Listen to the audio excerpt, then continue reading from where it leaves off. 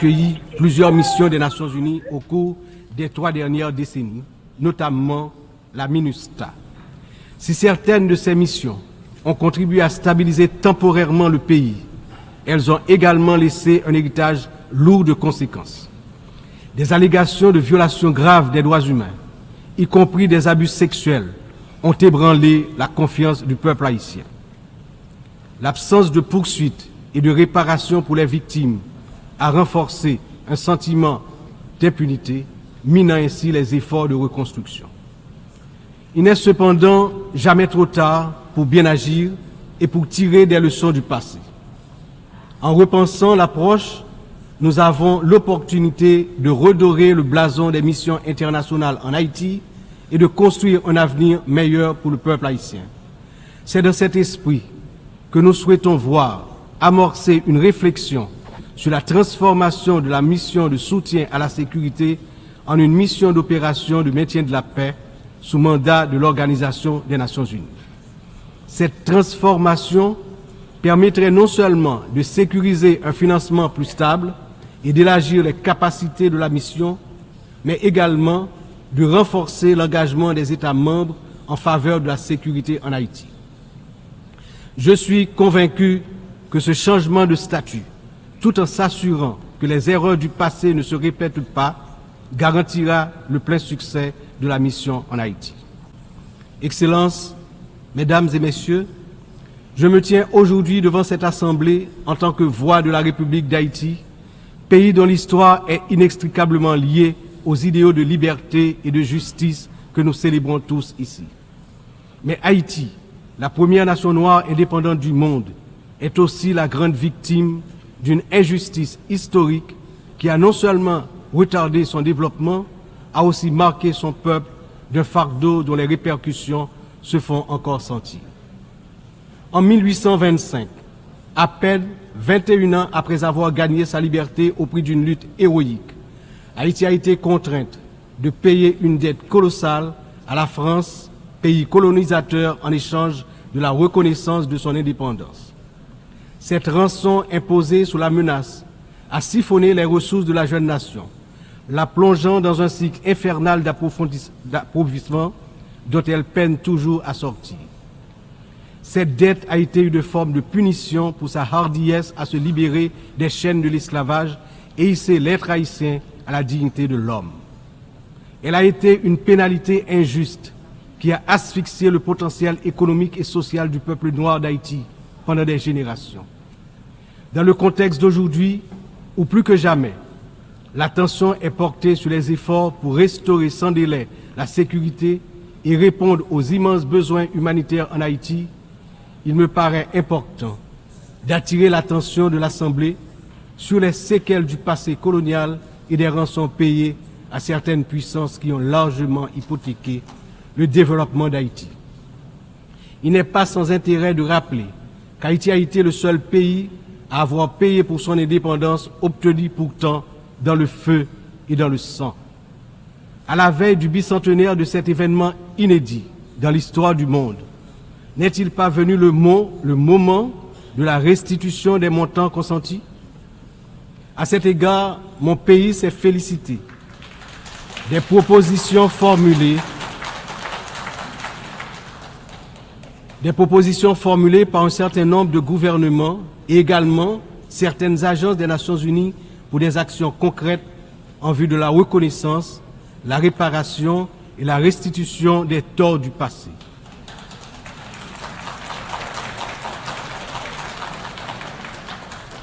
Haïti a confiance sans réserve dans l'Organisation des Nations Unies, dont les piliers sont la lutte pour l'égalité entre les peuples et le maintien de la paix entre les nations, pour jouer son rôle notamment dans la mise en place des mécanismes appropriés pour faciliter le dialogue entre les pays victimes de la colonisation et les anciennes puissances coloniales.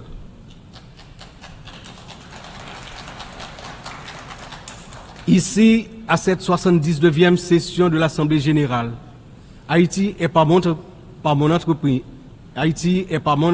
entreprise, non pas simplement pour revendiquer une réparation, mais pour poser une question de principe, celle de la justice immanente.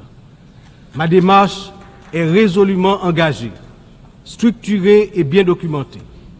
Le Comité national de restitution et réparation, en collaboration avec la Commission des réparations de la CARICOM, a déjà entrepris des travaux exhaustifs sur ce sujet. Nous demandons la reconnaissance d'une dette morale et historique et la mise en œuvre de réparations justes et appropriées qui permettront à notre peuple de se libérer des chaînes invisibles de ce passé injuste.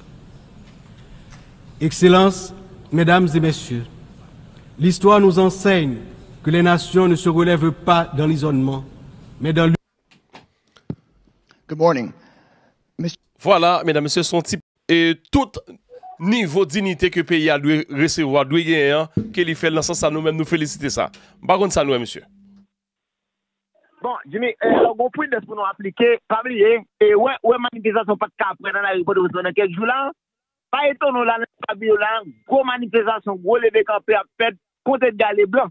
Pas oublier, sous dossier dette, sous dossier restitution de dette indépendance ça, et en série de Jean-Bertrand Aristide était perdu pouvoir, il était mal coup d'État. Et pas oublier, Edgar Leblanc, c'est deuxième personnalité après Jean-Bertrand Aristide qui osait demander pour la France remettre l'argent. Donc, ça qui est pour nous comprendre, dans ce cas, on attendre, il y a un gros mouvement là, qui prend position dans l'opposition, qui n'a pas position pour craser CPT, pour craser le gouvernement, et au cas où là, la France va au gros l'argent là, recevoir l'argent, j'ai senti qu'on fait déjà, pour déstabiliser le gouvernement sous prétexte que il compte Edgar Leblanc. Moi, je crois qu'il faut que nous prenions.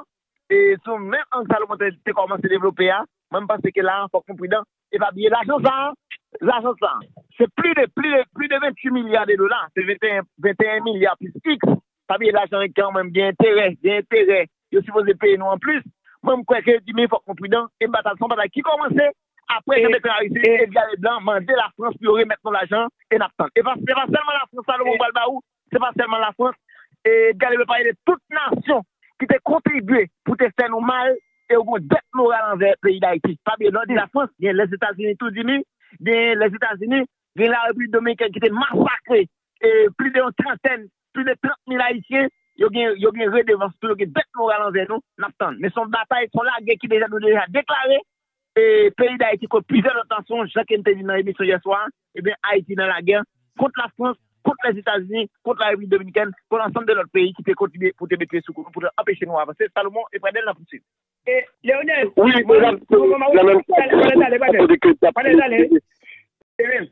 Kadhafi, puis investi comme lui, non, Emmanuel Macron, et bien qui peut être qui passe là. Oui, dis-moi non, dis-moi, ouais, vous avez des positifs, parce que va une histoire. Et bien, dans Javine devant nous, pour les gens qui ont mangé, on est récampé. C'est avant danger, Malia Vinakao. Parce que l'impérialisme est puissant. Il faut qu'on a fait avec un groupe qui est puissant. Et là, au plus c'est pour ça, il faut qu'on les gens pour nous dire, mais ça va faire. C'est pas la fête là. Par exemple, Kadhafi, puis investir pour une campagne. Les gens de Kobli, ils ont tué. Parce que vous connaissez, vous avez investi une campagne en France. Vous avez dit non, il y a un discours, et ça m'a dit, il faut peuple haïtien. Si nous d'accord avec le discours, je ne vais pas d'accord avec Edgar Leblanc, je ne vais pas reconnaître CPT, je ne vais pas nous ça. Si qu'à présenter, là, devant les Nations Unies, c'est parce que quand même, en début de toute bagaille, mais quand même, il va donner Haïti. Il va donner Haïti, mais là, il va être tout Haïti. Je dis là, il faut avoir un discours. Vous voyez bien? Il m'a dit la poste comme je l'ai dit, un deuxième président. Haïti TFL, ils ont tout utilisé ma mauvaise gestion Haïti, ils ont investi des millions de dollars à terre parce que Haïti n'a pas de droit à des cobles. Je dis, 50 millions de dollars. Jovenel Moïse, la bataille pour faire oligarque, secteur économique là, payer comme taxe, pour négocier à perdre des millions, négocier investir des plus millions, plus que millions ça, pour assassiner le président. Je vais dire, nous, bataille qui est là, je dis, Edgar Leblanc commencer. Nous-mêmes, peuple haïtien, nous devons finir. Je devons utiliser la diplomatie. Diplomatie avec Dominique Dupin pour continuer à faire lobby pour de l'autre pays pour commencer à demander la France comme même dans Mélenchon, qui est en France, en 5 candidats, la Cosimi, qui demande la France, il faut payer Haïti comme ça. Et je dis, c'est pas faveur à faire. Et c'est pas faveur à faire. Vous devez tuer Edgar Leblanc là. Bataille a continué. Même si assassiné Jovenel Moïse. Bataille a continué.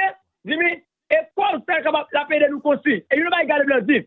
Edgar Leblanc dit, si nous souffrons aujourd'hui, tout ce qu'elle nous connaît là, insécurité, problème de la vie chère, c'est à cause de la police douée nous. Et discours a tellement de la main, Jimmy. Il dit, si la souffrance, tout ça la souffrance là, nous, tout pays que nous connaissons là, c'est dette nous gagnons, c'est dette pas nous, le pays nous, et surtout comme la France, il sait de toutes ces qu'elles ça, c'est au cas suivre nous là.